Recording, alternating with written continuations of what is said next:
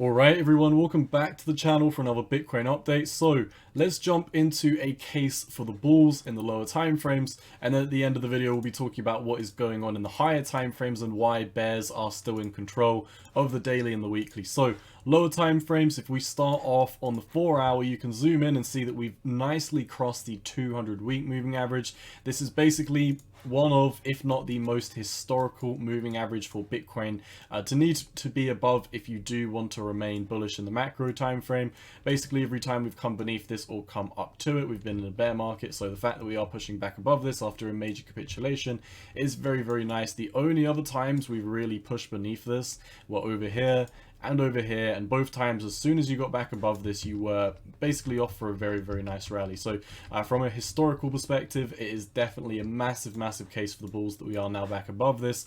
On the daily time frame, I've been talking about this, the hidden bearish divergence, which would have been invalidated if you did push above 23,300. We're now pushing on for 23,500, so it doesn't look like we're going to stop here. I'll talk about the VPVR and the volume profiles in a second, because it does look like there's a beautiful gap all the way up to potentially as high as 28 to 29,000 before there's any slowing us down. However, while we are keeping the RSI on the table, you know, we were previously having this up because this white line correlating to this yellow line over on the oscillator, this was the hidden bearish divergence. However, on the daily, which is one of the reasons why I would like to say that, you know, either way, even if the bottom is in, you're probably going to have a very, very nice capitulation coming in the next 12 to 14 days. And because of that, when we do have our news on the FOMC meeting, which is going to be coming out in 8 days, if the Fed does backpedal, I am in strong belief that the RSI will start to turn down, even if the bottom is already in down here. And worst comes to worst, if you did miss out on this breakout, you'll be able to buy a very, very nice retest. Perhaps it won't go this low, maybe it will go down to the 200-week moving average, but nonetheless, I'm still sticking with my guns. I've been saying for months and months and months now, I am bearish until the Fed pivots, and until that happens I cannot pivot. So we'll wait 8 days, we'll see what the Fed does. If the Fed pivots, if GDP is positive in the US, then I will have to switch back to a bullish stance. But at this moment in time, the Fed hasn't pivoted, so the price action won't make me pivot. In the 4-hourly time frame though, like I said, we are looking very, very nice. I'll jump into the moving averages in just a second. However, once again, daily RSI is getting quite overextended right now, and even when you zoom in on the 4-hourly time frame, you can see that we didn't quite back test the 200-week moving average as we did blast off to the moon. So bear in mind, this is such a huge level. I don't think that we're just going to keep running and have a successful moon mission without coming back down and back testing this. So this doesn't mean that we don't have to back test this either. In my opinion, we come down and back test it, and then if we do hold it as support in the next 7 days, we've got a beautiful chance of running up to some of these higher price targets associated with our volume profiles over here. As you can see, I'll highlight the next major ones, get rid of this. You can see the next major area of support over on the VPVR is between 29,000 and 31,300. So there is a huge gap to the upside if Bitcoin does manage to run to the upside of this. You can also see, if I do remove these trend lines, because I'll be talking about these on the daily in a second, but on the weekly time frame, you know, we've finally broken above this parabolic downtrending curvature line. So very, very nice on the daily. You can see, you know, I talked about this in the last couple of videos, talking about how we're going to have a big pump before the dump and how we have a perfect storm as soon as you do clear this VPVR zone, and we are pumping. So once again, in the shorter time frames, I am bullish. In the mid to higher time frames, I cannot be bullish, I cannot pivot until the Fed pivots. So, you know, basically, if I'm bullish in the mid to higher time frames, it almost solely relies on what the Fed is going to be doing with the monetary policy in the US. So I will be keeping you updated on that. Sounds boring, but nonetheless, it is what it is. We can't just look at the charts and understand everything that is going on in the market. So finishing off the case for the bulls, if we do head over to the 4-hourly time frame, you can see that we've had a very, very nice run to the upside. Previously, when you did flip the 4-hourly EMAs, you came back for the back test and failed it. However, on this 4-hourly flip, you've back tested it once, you've gone past the invalidation zone, you've double bottomed, and as you can see, we keep on bouncing on it, we keep on using it as support, which is why in the 4-hourly time frame, the case for the bulls is definitely there. And if we do clear up this chart, go back to where we previously were, like I said, over on the VPVR, the next volume profile zone is literally all the way up here at 29,000. So we have free roam to go to these higher price targets before the next Fed meeting, in my opinion.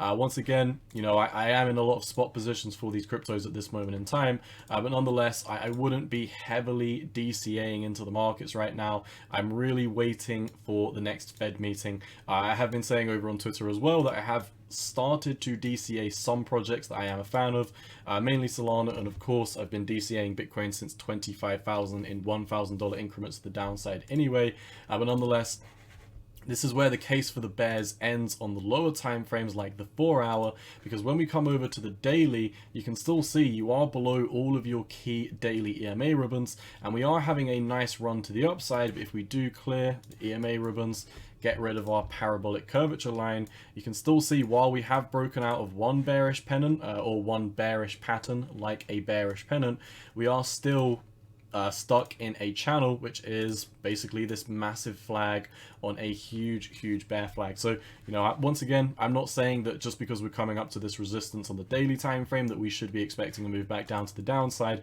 Like I've been saying the past couple of videos, I have been switching over to a bullish bias in the short term. There's a difference. I am bullish in the short term, bearish in the mid to long term. I can't be bullish until the Fed pivots. As soon as the Fed pivots, I will like that become bullish once again. Until that happens, I can't switch bullish. So once again, like I said, over on the volume profiles, we've got a decent amount of leeway until we get up to these higher price targets like 29,000. So very short term, I do expect continuation. However, higher time frames, daily, you're still in a bearish pennant, so do be cautious. You haven't back tested the 200 EMA yet. As you can see on the daily time frame, we've just completely blasted through this, haven't back tested it. Daily RSI is very overextended as well. So even like I said, worst case scenario, Fed pivots, and you know, once again, the bottom would already be in at that moment in time. You can still wait for the daily RSI to come down, get in on that retest, and that is personally what I'd be doing if the Fed does pivot. So I'm definitely not worrying about what's going to be happening in the next week. Once again, I find it more likely the Fed is going to raise the interest rate, so until they backpedal on that, that will be my plan. On the daily time frame as well, the dollar is coming down very sharply. The RSI is having a massive tumble in the daily, although do bear in mind, you know, we're still at prices higher than like a week ago, and when you do come over to the weekly time frame, you can still see we are still hanging in there. Heikenashis, you haven't started turning down, although I do think the dollar is long overdue for a correction to the downside. So definitely, once again, lower time frames, bulls are in charge. However, higher time frames, there's still a lot of bearish signals that are in play. For example, over on the total crypto market cap, in my opinion, we're having all the characteristics of a 4-wave right now, where from our previous all-time high, you've had that 1-wave correction, 2-wave, or 1-wave impulse to the downside, 2-wave correctory wave, 3-wave bearish correction, correctory wave to the upside. And I still think that we're getting ready for something like this. You know, this is just a rough draft. I don't actually think that we're going anywhere near here. I think the 300-week moving average at some lower price targets like 600 to 700 billion is much more likely. But nonetheless, once again, total crypto market cap, there are a lot of signals saying, hey, you know, this may be a dead cat bounce, this may be a bull trap, but this can elongate for quite some time. Looking at the dollar's only started to come down. Total crypto market cap, even if this is a bearish 4-wave, we've still got a decent amount of room to the upside. Once again, we are still in a bear flag, so I would advise caution if you are FOMOing in right now. We haven't even back tested the 200 EMA, 200-week EMA rather, so I would definitely be waiting for something like that before I do flip bullish on all of the time frames. So, you know, once again, I do definitely look forward to flipping bullish. I am bullish in the lower time frames. I think we're probably going to have a very nice run to the upside.